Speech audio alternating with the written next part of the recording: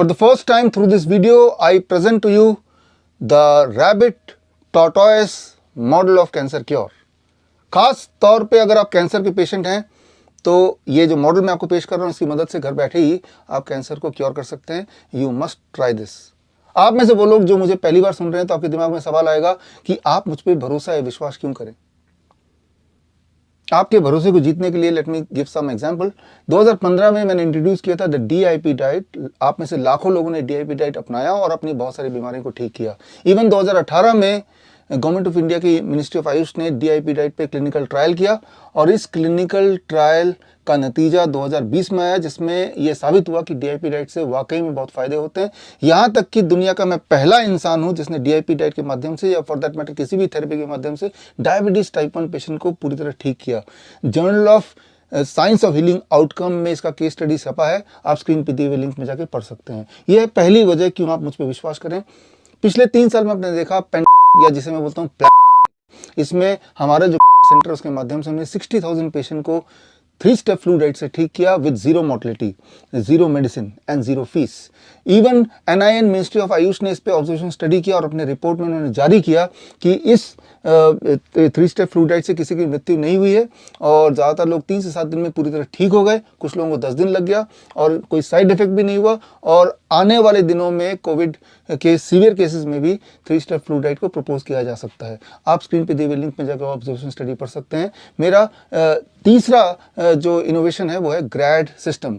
ग्रैड system is my invention जहाँ पे hot water immersion का खास रोल है. Gravitational resistance and diet system जैसे हम बोलते हैं. और खास तौर पे किडनी के पेशेंट जो डायलिसिस में थे अगर वो ग्रैड सिस्टम में आ जाएं या जो आ गए हमारे हॉस्पिटल्स में, हिम्स हॉस्पिटल में, उनकी डायलिसिस छूट गई, ट्रांसप्लांट की ज़रूरत छूट गई, उनकी दवाइयाँ छूट गई, वो नॉर्मल होने लगे. इस पे ऑब्जर्वेशन स्टडी हुआ पहले 100 पेशेंट पे और वो ऑब्जर्वेशन स्टडी अब दुनिया के one of the prestigious journal में उसको जगह मिल गई है. तो ये है तीसरी वजह. अब आज उसके बाद कैंसर पेशेंट्स के लिए मैं लाया हूँ the rabbit tortoise model of cancer cure. इसके 4 स्टेप हैं. पहला स्टेप पे हम आते हैं द रूल नंबर 1.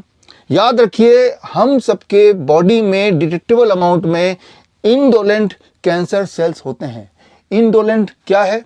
यानी कि डॉर्मेंट. एक ऐसे कैंसर सेल जो बायोप्सी से या पेट स्कैन में डिटेक्ट तो हो जाएंगे लेकिन जिंदगी भर आपको परेशान नहीं करेंगे. इस टॉर्टोइस की तरह जो इस बाउल में रखा हुआ है. इमेजिन कीजिए ये आपका बॉडी का ऑर्गन है. ये लंग है या ब्रेस्ट है या प्रोस्टेट है या किडनी है और यहाँ पे ये कैंसर सेल तो है लेकिन ये इंडोलेंट है. इंडोलेंट का मतलब कि यहाँ वो घूमता रहेगा, यहाँ पे बसा रहेगा लेकिन यहाँ से ना तो जंप करके बाहर जाएगा. आफ्टर ऑल टॉर्टोइस को जंप करना आता नहीं है, ना ही किसी को तंग करेगा, काटेगा वटेगा, बट यहीं पे रहेगा, आपको तंग नहीं करेगा. तो लेकिन ये भी कैंसर सेल है. इसे कहते हैं इंडोलेंट कैंसर सेल और ये कैंसर सेल 100% लोगों में होता है. इस वक्त जब मैं ये बात कर रहा हूँ तो मेरे थायराइड ग्लैंड में ऑलमोस्ट 100% चांसेस है कि इंडोलेंट कैंसर सेल मिल जाएगा या फिर in case of women 39% chances है कि उनके ब्रेस्ट में इंडोलेंट कैंसर सेल मिल जाएगा या for the men specially older then 40 years of age ये चांसेस हैं 70% कि उनके प्रोस्टेट में इंडोलेंट कैंसर सेल मिल जाएगा. Almost 100% of us are having detectable amount of indolent cancer cell. ये पहला नंबर रूल. अब आते हैं रूल नंबर 2 पे. रूल नंबर 2, बायोप्सी और any other diagnostics can not distinguish between indolent यानी कि कछुआ वाला cancer and aggressive that is खरगोश वाला कैंसर. खरगोश वाला कैंसर क्या है? यह है aggressive kind of cancer cells. मान लो ये आपके बॉडी का ऑर्गन है, ये जो आप देख रहे हैं बॉल, और इसमें एग्रेसिव यानी खरगोश वाला कैंसर सेल है. तो इसका बिहेवियर क्या है? एग्रेसिव है. ये एकदम से बड़ा होता रहेगा और ऑर्गन को डैमेज करेगा या ये जंप करके दूसरे ऑर्गन में जाएगा और जाके वहाँ वो फैलना शुरू हो जाएगा. तो ये वाला जो कैंसर सेल है एग्रेसिव कैंसर सेल यानी कि खरगोश, ये बॉडी को डैमेज करता है और इससे डेथ होती है. ये है रूल नंबर 2. और इस रूल का एक पार्ट यहाँ पे मैं एक्सप्लेन करना चाहूँगा. बायोप्सी जब होती है या फिर पेट स्कैन जब होता है तो पेट स्कैन और बायोप्सी ये डिस्टिंग्विश नहीं कर पाता है कि जो कैंसर सेल डिटेक्ट हुआ है वो किस नेचर का है. वो रैबिट नेचर का है या वो टॉर्टोइस नेचर का है। दुनिया में कोई भी डायग्नोस्टिक सिर्फ इतना बताता है कि आपके बॉडी के इस ऑर्गन में कैंसर सेल हैं, but is it rabbit, is it tortoise, ये डिस्टिंग्विश करने वाला साइंस अभी तक नहीं आया है।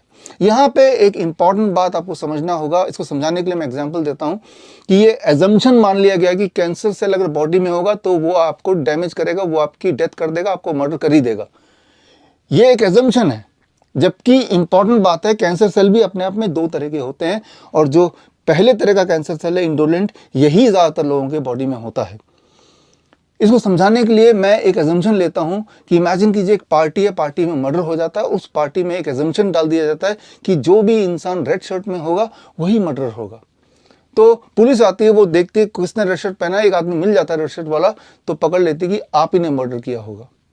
इसको रिलेट कीजिए कि मान लो किसी वुमेन के ब्रेस्ट में लंप है, डॉक्टर बोलेगा यहाँ बायोप्सी करके देखते हैं, बायोप्सी करेंगे तो वहाँ पे बायोप्सी बोलता है कि यहाँ पे कैंसर सेल है, जो कि 39 to 40% चांसेस है कि वुमेन के ब्रेस्ट में कैंसर सेल मिलेंगे। लेकिन वो कैंसर सेल की वजह से वो लंप है, या बाय दी वो कैंसर सेल वहाँ पे मौजूद है उस रेड शर्ट वाले की तरह, ये डिटेक्शन कभी नहीं हो सकता। इसका मतलब यह है कि बाय द वे वो रेड शर्ट वाले की तरह जस्ट मौजूद है जहां पे मर्डर हुआ था, लेकिन उसे कल्प्रिट बना दिया गया और उसको बेस बना के ये डिसाइड कर लिया गया कि अब तो इनका इलाज होगा तभी फैसला होगा, यानी कि अब तो इसको सजा मिलने वाली है क्योंकि यही मर्डरर है। अब आता है रूल नंबर 3, वो ये कि बाय द वे अगर वो इंडोलेंट कैंसर सेल था जो कि आपके लिए बिल्कुल भी खतरनाक नहीं था, लेकिन जब ऐसे कैंसर सेल के मौजूदगी में रेडिएशन कीमोथेरेपी करते हैं या फिर सर्जरी करते हैं तो ऐसे कैंसर सेल अक्सर एग्रेसिव कैंसर सेल में, खरगोश में कन्वर्ट हो जाते हैं। इसके सबूत अगर आपको चाहिए तो सबूत के लिए ये किताब आप पढ़ सकते हैं। ये किताब का लिंक, फ्री लिंक आप स्क्रीन पे देख सकते हैं। इसमें सारे सबूत पूरी दुनिया भर के मैंने इकट्ठे करके इसमें डाल दिए हैं। तो चाहे ट्रीटमेंट हो रेडिएशन केमोथेरेपी, चाहे ट्रीटमेंट सर्जरी हो, even diagnostic biopsy, it may cause a conversion of indolent cancer into an aggressive cancer. This is rule number 3. अब आते हैं फाइनल रूल नंबर 4 में। रूल नंबर 4 ये है कि मान लेते हैं कि आपके बॉडी में जो कैंसर सेल है वाकई में वो डेंजरस है, एग्रेसिव नेचर का है, जो बॉडी में फैल रहा है, बॉडी को डैमेज कर रहा है, आपको तंग कर रहा है, राइट, यही असली कल्प्रिट है।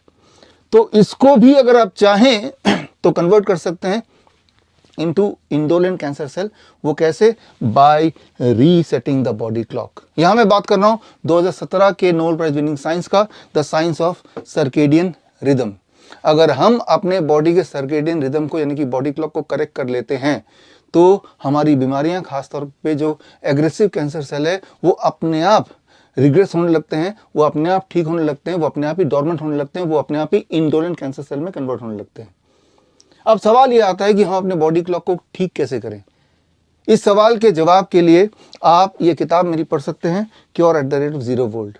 खास तौर पे इसके सेक्शन 2 पढ़ेंगे तो आप देखेंगे कि बॉडी क्लॉक को ठीक करना कोई बड़ी बात नहीं है, इवन 2-3 दिन में भी हम ठीक कर सकते हैं।